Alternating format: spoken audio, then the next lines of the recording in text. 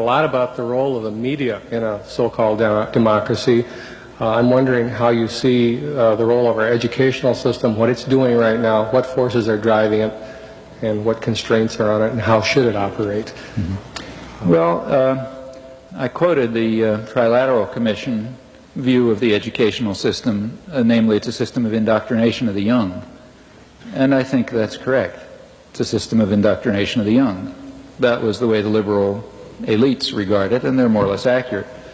So the educational system is supposed to train people to be obedient, conformist, not think too much, do what you're told, stay passive, don't cause any crises of democracy, don't raise any questions, and so on. That's basically what the system is about.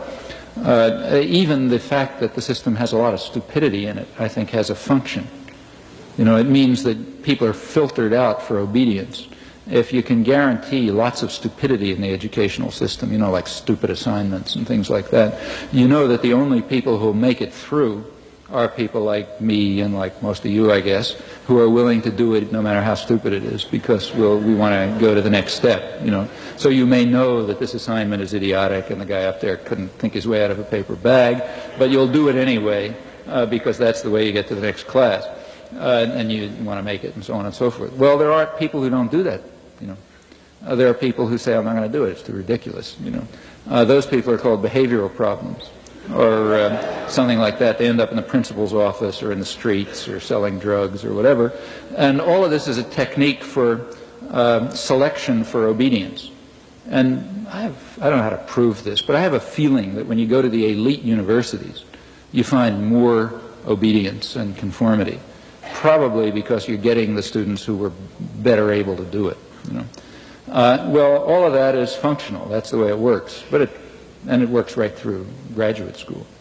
I mean, by the time you get to graduate school, it's already a little more varied because some real contradictions develop in the system. The problem is that you can't have progress this way. You know, now, especially in the sciences and engineering, that's a problem because the corporations need science and engineering. You know, if you don't have innovation, you're really in trouble. So they have to encourage creativity and independence because you can't get anywhere if you just copy what somebody told you. You have to be challenging things all the time, challenging everything, you know, and thinking new thoughts and so on. And there you got a real contradiction. It's hard to train people to be creative and challenging and so on, and yet to ensure that somewhere else in their lives they're conformist and obedient and never think. So you have problems. That's a serious problem in Japan, incidentally. We think of Japan as this tremendous superpower, but that's very misleading. Japan, for example, is very poor in science, for example, and they're aware of it. And part of the reason is it's part of the same thing that makes them good workers, obedient workers. It's a very obedient society, very deferential and conformist society, and one effect of that is that you know there are real constraints against independent, free thinking, and you see it in the sciences very clearly. But it's a problem here too. So there are those contradictions, and when you get to graduate school, they're beginning to show up. They show up much less in the ideological subjects, because there it doesn't matter so much if people have, you know, profits aren't made by historians having original ideas about the French Revolution, so they can have conventional ideas. And that means that the pressure to try to support innovation and freedom is much less, and the pressures for conformity, on the other hand, are much greater, because in the ideological subjects it begins to be dangerous if people think the wrong thoughts. It's not so dangerous if they have new ideas about physics. But nevertheless, you know, you begin to get a little flux in the system by the time you get to graduate school. And even at lower levels you find it. I mean, there are teachers who do stimulate thought, and sometimes they get away with it. And all the way through, you know, if people are learning things, you just can't control, you can't make them just regurgitate what they heard. Now, there's a lot of pressure to turn the schools into the Marine Corps, and there's a lot of support for it. For example, there's this bestseller last couple of years by Alan Bloom. That was all over the supermarkets, Closing of the American Mind. Whichever, you know, huge bestseller, supermarket racks, which is where I read it, and things like that. Well, you take a look at what he's saying. And there was plenty, a lot of enthusiastic accolades for it and so on. He was saying that a couple of us smart guys will decide what the great thoughts are, and every student will memorize them, and that's education.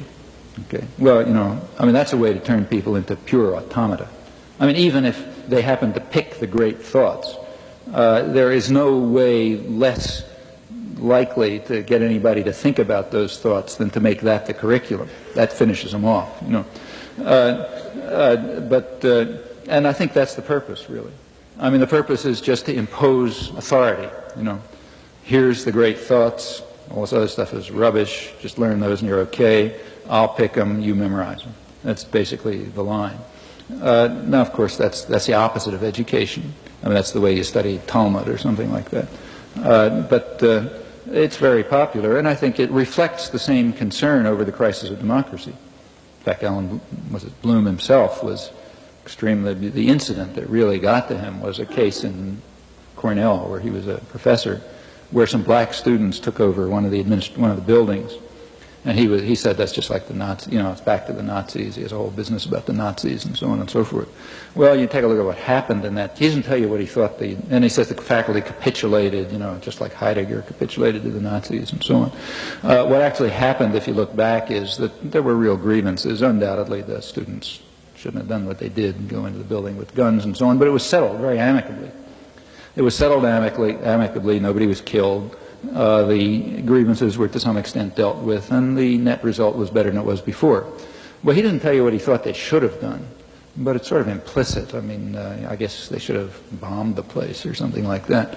But that's what really set him off. And in general, what set many people off was the 60s are now described in the literature as if it was a time when students were running around burning libraries and destroying the foundations of civilization and so on. What was actually going on is they were asking questions. They were raising questions. They were looking into things that people hadn't looked into before. They were not just obedient. And from the point of view of a lot of the faculty, that's equivalent to burning the buildings. You can't, that small distinction, you can't make that. There's pressure to turn the schools back to the days when you didn't have to worry about those things, like disobedient students asking questions about things that you didn't tell them to think about and so on.